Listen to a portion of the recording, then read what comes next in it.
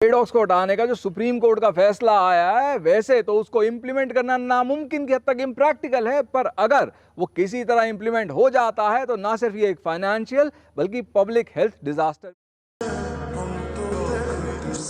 वो कुछ नहीं कह सकते, लेकिन उनकी आंखें बहुत कुछ कह रही थी। दोस्तों, अगर हम ये लड़ाई हार गए, अगर हम उनकी जान नहीं बचा पाए, तो मैं कसम से अपना 10 मिलियन वाली फैमिली का यूट्यूब चैनल हमेशा के लिए डिलीट कर दूंगा।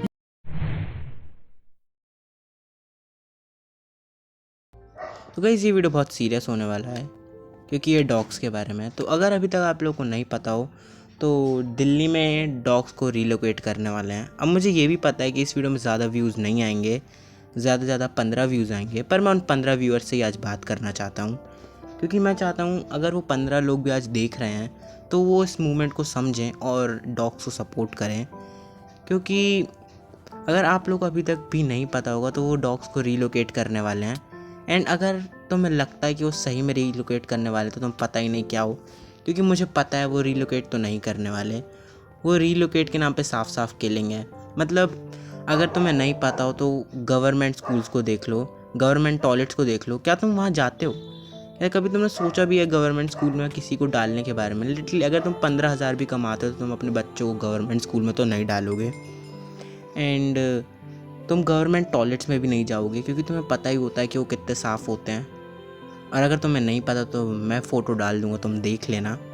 एंड जिन इंसान जो होते हैं वो नहाते हैं धोते हैं, उसके बाद उनको ऐसा टॉयलेट मिलता है, तो तुम सोचो जो डॉग्स ऐसे ही बेगर नहाए धोए रहते हैं उन्हें वो कैसा शेल्टर बना के देंगे।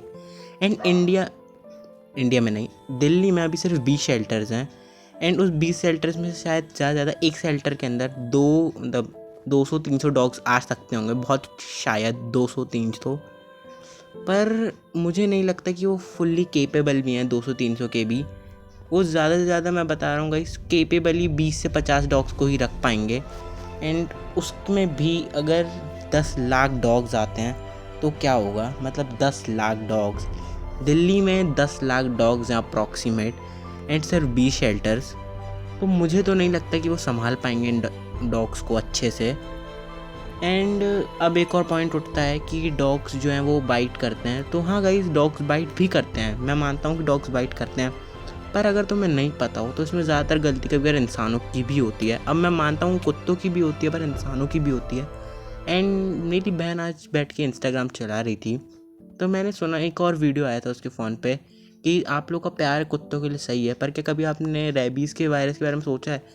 तो गाइज़ अगर आप लोग को नहीं पता हो तो रेबीज़ का वायरस होता है एक, वैसे तो सबको ही पता होगा, तो पर मैं उसके बारे में भी बात करना चाहता हूँ। जो रेबीज़ का वायरस होता है गाइज़ वो कुत्तों के ही वजह से होता है। गूगल में भी सर्च करोगी रेबीज़ का वायरस इंडिया में तक क्यों है तो उसमें भी लिखा है 97% कुत्तों के बाइट्स के वजह से है। पर वो अपने शरीर के अंदर वो जहर को कैरी नहीं करते, अगर तुम्हें नहीं पता हो तो। जो स्नेक्स होते हैं, आज भी कुछ लोगों को लगता है कि जो कुत्ते हैं वो रेबीज़ वायरस को क्रिएट करते हैं, पर वो बहुत ही गलत है क्योंकि रेबीज़ वायरस कुत्तों से क्रिएट नहीं होता है। एक रेबीज़ वायरस एक सर्कल टाइप है, एक इंसान से ये स्टार्ट होता होगा मेरे ख्याल से। नहीं, शायद रियलिटी ऐसी होती है कि ये एक अच्छा इंसान होता है जो कि कुछ कूड़ा कचरा फैलाता है।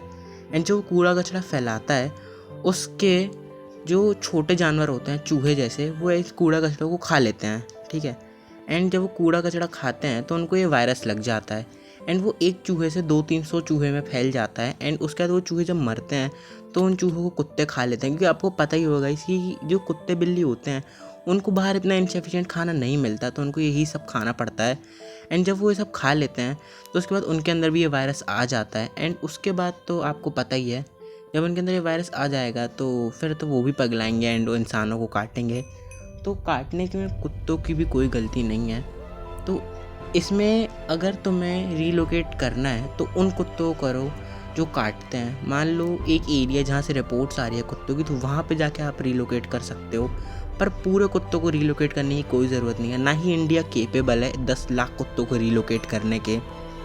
इंडिया होगा केपेबल पर दिल्ली तो नहीं है केपेबल कि वो 10 लाख कुत्तों को रिलोकेट कर सके एट द टाइम एंड अच्छी ज़िंदगी भी दे पाए। तो मुझे नहीं लगता कि ऐसा उनको करना चाहिए। एंड एक और पॉइंट उठता है यहाँ पे कि अगर वो रीलोकेट करेंगे तो क्या करेंगे? तो गाइस मुझे लगता है लोग रीलोकेट भी पता है कैसा करेंगे, अगर करेंगे तो जैसे 6x6 का हम नहीं फेंस बना लेते हैं माइनक्राफ्ट में, ये वैसा एक ज़रा सी ज़मीन खरीदेंगे और उसमें सारे कुत्तों को भर देंगे। और अगर तुम्हें नहीं पता तो कुत्तों को भी वायरस होता है। लाइक मेरे घर में भी एक कुत्ता है और उसकी वजह से मुझे पता है कि कई सारे वायरस होते हैं जो कुत्तों से फैल जाते हैं। मतलब अगर एक कुत्ता रहेगा जिसको पार्गो वायरस है तो दूसरे कुत्ते को भी उसकी वजह से पार्गो वायरस हो जाएगा।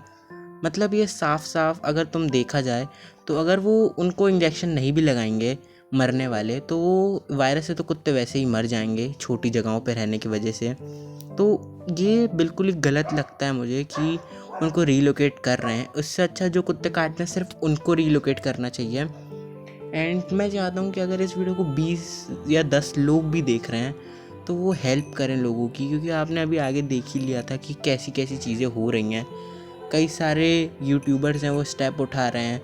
एंड मैं को पता है कि इस वीडियो में बहुत कम व्यूज़ आएंगे, ज़्यादातर लोग देखेंगे भी नहीं ना। इस वीडियो में मैंने कोई स्क्रिप्ट बनाई ना कुछ, पर मेरे ये वीडियो डालने का एक ही मोटिव था क्योंकि मैं चुप नहीं रहना चाहता गाइस। अगर ये कुत्ते यहाँ से चले गए तो मुझे बहुत बुरा लगेगा, क्योंकि अभी यहाँ के कुत्ते जाएंगे बाद में कहीं और के। एंड मैं नहीं चाहता कि ऐसा कुछ हो, क्योंकि मानो कुत्ते मेरे परिवार जैसे हो गए हैं। आज से कई दिन तक पहले मैं खुश नहीं रहता था, पर इन कुत्तों की वजह से मैं खुश रहने लगा और अब मैं नहीं चाहता कि ये दूर जाएं।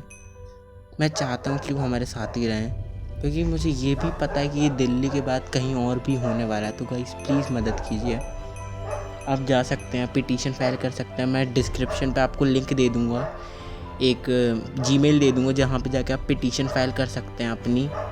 तो गाइस मदद कीजिए, अभी समय मदद करने का। एक बार अगर वो समय ख़त्म हो गया तो फिर कुछ नहीं बचेगा।